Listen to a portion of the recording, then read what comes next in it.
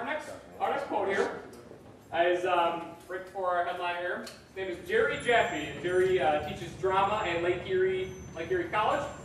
Jerry's an awesome guy. I can tell you for an absolute fact that if you want to see some of the most interesting theater around this area, go to Lake Erie College and see what he has to offer. Thanks everyone. Thanks Koffee. I'm Jerry Jaffe. Some people like abstract art and realistic plays. Some people think poems shouldn't make sense, but laws should. Some people like sex in the morning, but only once in a while. Some people think, but some people don't. This poem will burn like a burning blitzkrieg punchline, and some people will be misspelled 7 times. Some people like what comes easy and what never comes.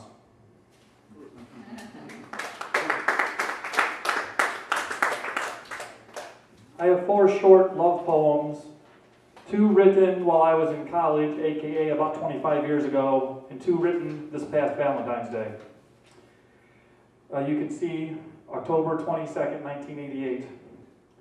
The first one, my unending dissatisfaction or anticlimax. I hate putting on my clothes after I've just finished making love. Next one is called 1, 2, 3. 1, 2, 3. Those paint by number clouds are green. Who painted them? It reminds me of the sailboats. You know, the sailboats we painted on your birthday. Remember the way we used the wrong colors? It was so special. How could you paint green clouds with someone else? It makes me sad. Now, old Jerry. All the colors of the rainbow. If my love was all the colors of the rainbow, you'd still be colorblind. Pete Townsend and love. You and I go together like a 1964 Rickenbacker and the ceiling of a divey East London bar.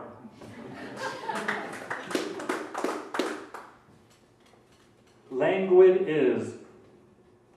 Languid is putting the who in celebrity, the zen in automobile axis, the notes between the silence, the scales of a lizard hiding in a Saharan snowstorm, opera without costume or song, treating the last Dorito as the first, sports without balls, rules, or players, 50-year-old science fiction, 500-year-old science fiction, a photo of myself, no shirt, black and white, tattoos popping. Every 7 years, all of my cells are replaced. Who the hell am I again?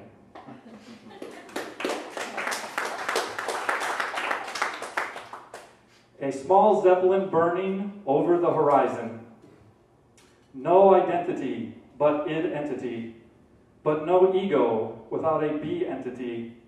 But no entity without entreaty. Self, selfless, selfness, selfishness. Tracing your reflection on a mirror of water, cup made of coffee, bag made of chips. And I see my face in your eyes while you look at me, but do not see me. Egoless, id entity, just be.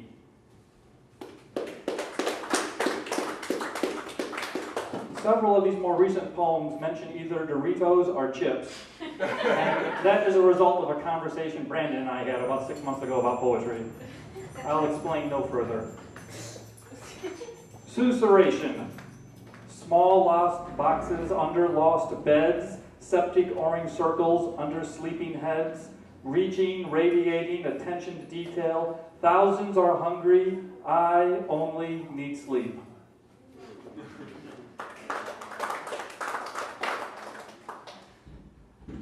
I've noticed that it seems that some of my poetry of the past year or so seems to reflect living in my 40s. Here are some of them. This is untitled. After 40, a rainy Olive Garden, Barnes & Noble, Starbucks kind of night. Sometimes being a weak old man is just good enough for me. Next one is untitled. 7 weary hours could be more, days, years even. So many people told me about the value of smiles. Haven't seen it yet myself. Too cynical to be a cowboy, I guess. 7 weary hours, too cynical to be much of anything, I guess. But I am, for whatever that's worth. No cowboy, astronaut, or artilleryman. Bit back, bite back, blow back. Too cynical even to be cynical even. Oh well, kids at play, live and work another day. Could be years, days, hours, or one ordinary life from end to end.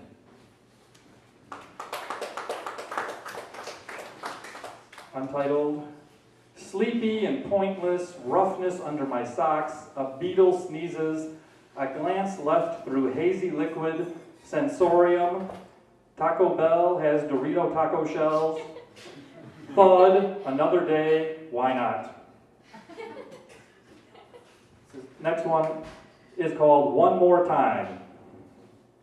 Tired, I clearly need more sleep. One more time. Tired, so tired, a real long, heavy day. Kneeling on each step, shrine, worship, this burden is never easy. Leaning back, lying on a green couch, for every reaction, this a much bigger non-action. For every Dorito I eat, I treat a landfill like a couch potato. A fly buzzes by. It is not lazy, but it is taking its time. It is my cousin, which is a connection, but I hate my cousin.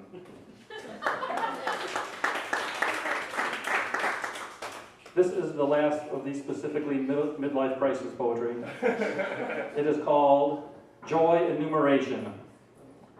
Just lying here, thinking about everything that's important.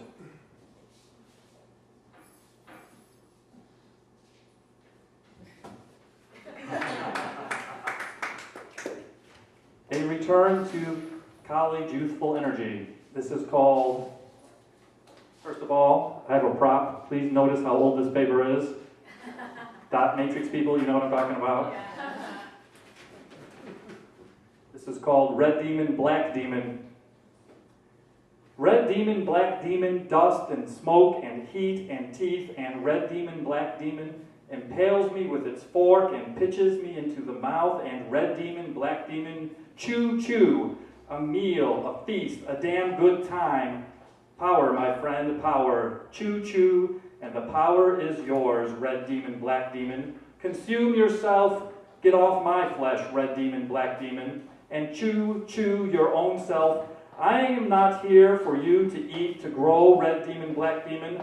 There will not be yet an other holocaust, because you need to feed, red demon, black demon.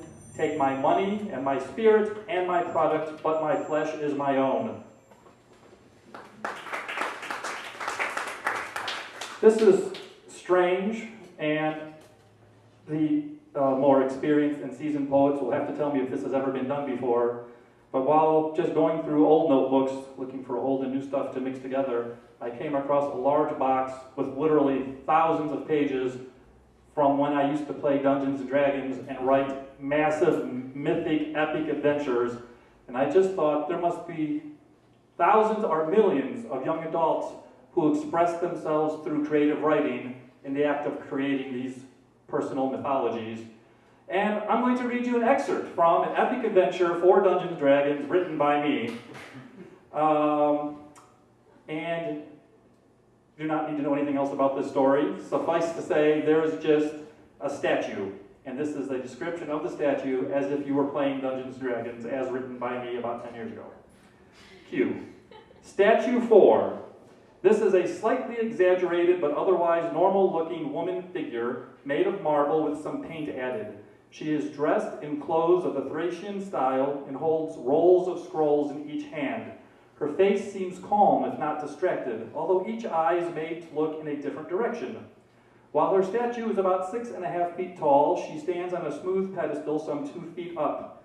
The pedestal bears several lengthy inscriptions in Thracian. Her name was Telesilla, and she was one of the leading poets at the height of Thracian high culture. There are 4 quotes, each of which come from her own poetry. 1. Stay with my father, and on a better day bear him another daughter. Gorgo wept like the cuckoo, your very song surprises me. 2. Clamor of babbling swallows, it is already spring, I'm driven by someone else's whims. 3. Narrow is our way of life, and necessity pitiless. 4. I am a sailor's tomb, sing twice, never once, let wheat blossom where it may. We'll dance till the gods approve, breezes drifting through pine, listening to autumn rhythms. There's a little bit more on the next page. In fact, and not in any way indicated, her actual bones are contained within the pedestal of this statue. For that reason, any type of speak with the dead spell will raise her. Also, should any bard sing or perform any of the poetry on her pedestal, she will hear and reward them based on their perform roll. Up to 10, 1 luck roll. 15, 2 luck rolls. 20, 2 luck rolls and 1 bonus bard skill point. 25, 2 luck rolls, and 3 luck rolls and 2 bonus bard skill points. 30 plus 3 and 3.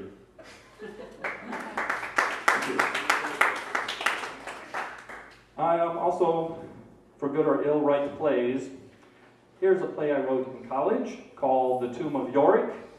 Tomb of Yorick is meant to be a theater of the absurd Halloween farce that takes place in a haunted cemetery. I just want to read you 2 little excerpts from it. One of the main characters is simply called Goblin. And at one point, Goblin comes on stage singing what is called Enter the Goblin Singing His Song. Goblin's walking down the street looking for someone to eat, finds a woman who wants $1, bites her hard and makes her holler. Hide near a door all by myself, steal some money and hurt an elf. They try to catch me, I run far, Goblin's walking down the street, looking for a snack time treat. Eat a dog and eat an eel, I don't care, I'll even eat a wheel. The main character is called Troll, and Troll at one point reads a poem, and I would just like to read you the Troll's poem. It goes like this. A ghost story. I returned to the Gothic manor of my childhood. It was in this house that my mother was a prostitute. Dramatic page turn. My mother's ghost tried to seduce me. My mother is still alive. My mother is immortal, so is her ghost. I killed the ghost. My mother is still alive.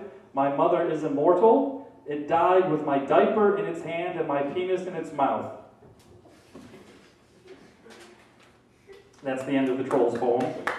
I have 2 more things I'm going to read, Brandon, if I have time. This is a more recent short monologue I've written. The monologue is called Love in the East, and it is for a character called Sally. Sally is a female gendered character, which does affect the story a little bit, but I'll just read it. Sally enters, and Sally says, I waited a while, he never came. In my dream, I could feel him near. They say in dreams you can't smell, but I smelled his presence. I could see myself on some corner, catching a whiff of his aroma and turning frantically again and again, turning round and around, almost lost. Over my shoulder, a flashing green light, and as if I could smell him.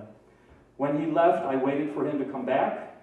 One time we sat in a park, kissing, then talking for a while, then more kissing. It wasn't difficult. It was one of the easiest things I ever did. There was this open feeling in my chest, and he was there. The park was dark, but I could see everything perfectly, like looking through a magnifying glass. In my dream, a blue sky full of guitar music, a new song. The notes flew like birds. I turn again, and there's writing on the wall, graffiti or a message. They say in dreams you can't read real words. But I read it. It said, 17 days of woolly monkeys, love in East. It was true, I knew it was true. When he left, I waited. At that time, my vision was fuzzy and unfocused. My vision, my sense of smell, my hearing, all out of focus. Only the clearness created by waiting made sense. Our best conversation ever was written on the chalkboard in my mind. We talked about birds and bees, literally. How is it that these 2 things, a fat yellow insect and random colorful plants, evolved to get along so well and need each other to survive for what can only be called no good reason. Goodbye birds, goodbye bees, goodbye blue skies and guitar music, goodbye aromas and street corners, goodbye lost parks of crystal clarity and kissing, goodbye woolly monkeys, goodbye love and east. I erased the chalkboard in my mind. Goodbye. I have one last thing to read, but I would invite you all to participate slightly. First of all, if you still have a beverage, I would like you to pick it up now, and sometime during the middle of this poem, when you feel like it, take a sip of your drink. Secondly, I invite you, though it's not required by law, to close your eyes while you're listening to this poem. And also, after I say the title, I'm going to take a deep breath. And I will recommend that you take a deep breath if the mood strikes you. Otherwise, I'm now going to read this poem. Did you write down all those notes? All right, so holding your drink, closing your eyes, and we'll begin. Ocean, sister, ocean.